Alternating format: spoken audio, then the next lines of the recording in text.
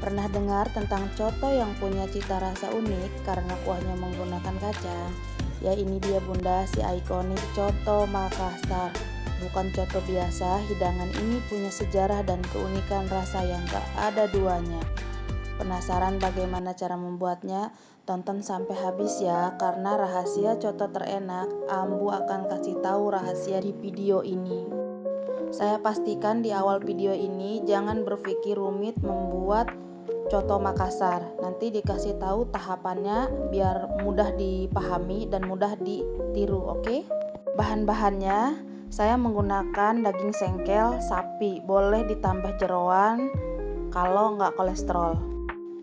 Bahan kedua yaitu 1500 air beras, lalu ada kacang tanah. Saya menggunakan 200 gram kacang tanah biar medok ya. Nah ini bumbu-bumbu rempahnya yang bikin wangi, nanti ini disangrai. Selanjutnya ada bawang merah, ada bawang putih, nanti ini juga dihaluskan. Ini bumbu rempah cemplungnya wajib banget harus ada biar wangi. Kalau ini pelengkap ada daun bawang, cabai, jeruk, sama ketupat.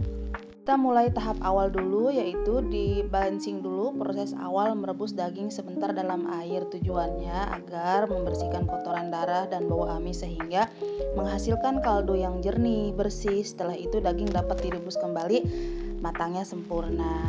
Angkat lalu sisihkan, buang airnya ya.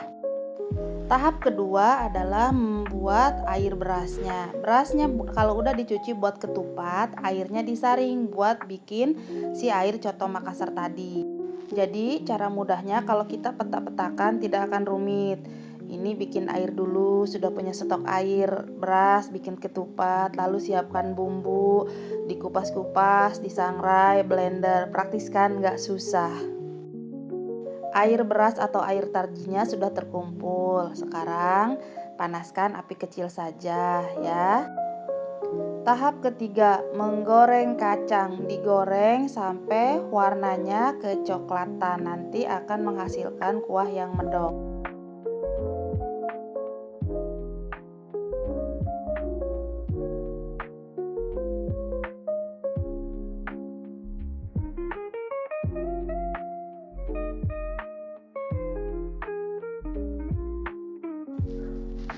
Udah mulai kecoklatan, tinggal diangkat lalu tiriskan. Wajib coklat ya, kalau belum coklat banget cuman kuning nanti warnanya agak pucat. Yang keempat adalah sangrai bumbu-bumbu rempah. Jadi disangrai dulu. Yang pertama dimasukkan kemiri sama pala, biar nanti ini sudah kekuningan baru masuk jintan, ketumbar, pedas dan lain-lain biar matangnya merata. Jangan sekaligus ya, karena si kemiri itu lebih tebal. Sampai harum, terus si warnanya agak kecoklatan, itu tandanya sudah matang. Jangan terlalu over, nyangrai nanti gosong. Jadi tahapan-tahapannya saya ajarkan ya, seperti yang tadi step-stepnya biar nggak rumit. Kalau sudah melewati hal-hal yang tadi, nah tinggal bikin bumbu, blender, tumis, cemplungin ke air beras. Sudah beres, tinggal bikin ketupat. Ketupat juga bisa di presto, bisa masuk rice cooker, gampang kan? Haluskan bumbunya, boleh diulek, boleh di blender. Kalau saya di blender.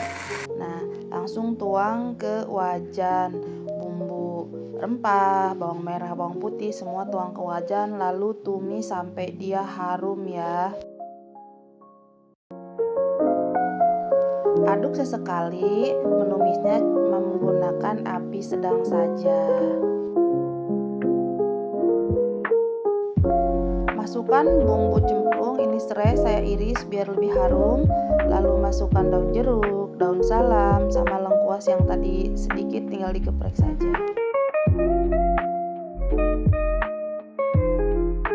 Udah mulai susut, udah matang, tinggal dimasukkan ke air beras atau air tajin.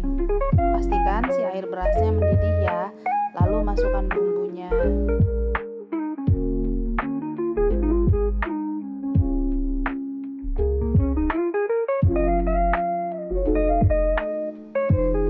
Aduk bumbu biar merata. seperti awal tadi ya, ke air beras. Aduk dulu biar merata. Nah, tinggal ditutup menggunakan api kecil.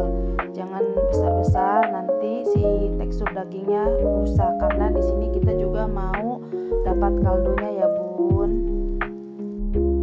Ini posisi sudah 2 jam saya rebus menggunakan api kecil. Hasilnya seperti ini. Ditutup saja, nggak usah diaduk-aduk juga, nggak akan gosong. Lalu tinggal dimasukkan kacang yang sudah digoreng dan sudah saya blender nih. Jadi masukkan ke sini. Jadi dimasukkan pas finish aja, mau matang baru dimasukkan.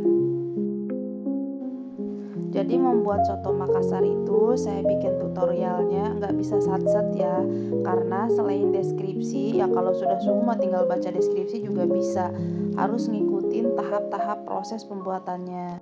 Sudah dimasukkan bumbu kacang, garam serta penyedap, lupa nggak ke video, sudah saya masukkan sesuai deskripsi. Nah, ini udah matang tuh, lihat hasilnya.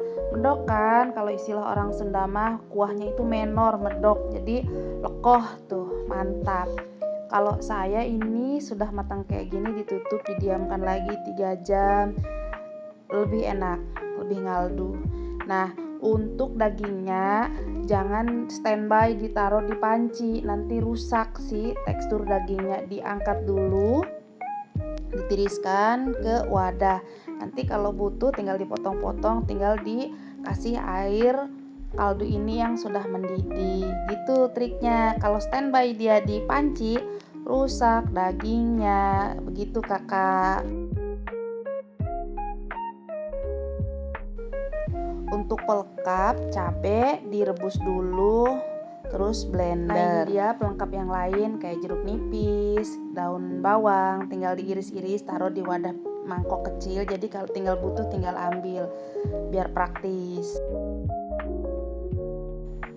Sama ini nggak lengkap rasanya coto Makassar tanpa ketupat. Saya di sini nggak ngasih tutorial bikin ketupat ya, gampang-gampang mudah sih. Nanti diajarin deh di acara tutorialnya.